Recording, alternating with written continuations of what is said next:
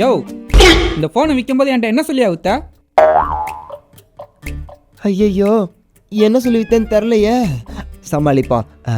எது சொல்லியிருந்தாலும் உண்மையை தான் சொல்லியிருக்கேன். சொல்லியிருப்ப. இந்த ஃபோனை விற்கும்போது என்ன சொன்னேன்? இந்த ஃபோனில் ஃபோட்டோ எடுத்தா நல்லா ஐஃபோன் குவாலிட்டியாக இருக்கும்னு சொன்னல. ஒரே இருட்டா இருக்கு. இருக்கிறது தானே இருக்கும். எது?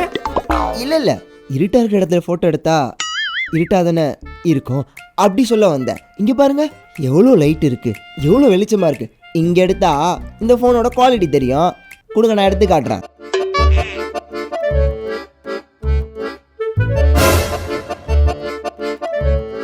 அவன் சொன்ன மாதிரி இருட்டாதான் இருக்கு. ரொம்ப மட்டமான குவாலிட்டியா இருக்கே கேமரா. பாக்ஸுக்குள்ள இருக்கும்போது தெரியல. இப்போ என்ன பண்றது? சமாளிப்பான். பிரதர், சூப்பரா இருக்கு குவாலிட்டி. இருங்க, நான் உங்களுக்கு ஒரு போட்டோ எடுத்து காட்டுறேன். இந்த கண்ணாடியை போட்டு ஒரு போஸ் கொடுங்க. அப்படியா சொல்ற?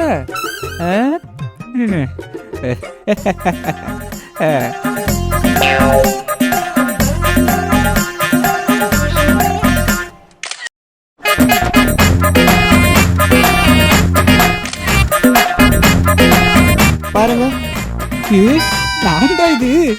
எப்படி? பிரதர், போட்டோ எடுக்கிறது முக்கியம் இல்லை, அதை யார் எடுக்கிறா எங்க எடுக்கிறாங்கிறது தான் முக்கியம். அடுத்த வாட்டி போட்டோ எடுக்கணும்னாலும் என்கிட்டே வாங்க, ஐஃபோன்ல எடுத்த மாதிரி எடுத்து தரேன். அதே மாதிரி போன் எடுக்கணும்னாலும் என்கிட்டே வாங்க, நல்ல போனா தரேன் கண்டிப்பா. நல்ல வேலை தப்பிச்சோம். லாபம் அதிகமாக கிடைக்குதுங்கிறதுக்காக இந்த மாதிரி மட்டமான ஃபோன்லாம் வாங்கவே கூடாது. அப்போ நல்ல குவாலிட்டியாக இருக்க ஃபோன் வாங்க. போடலாமா?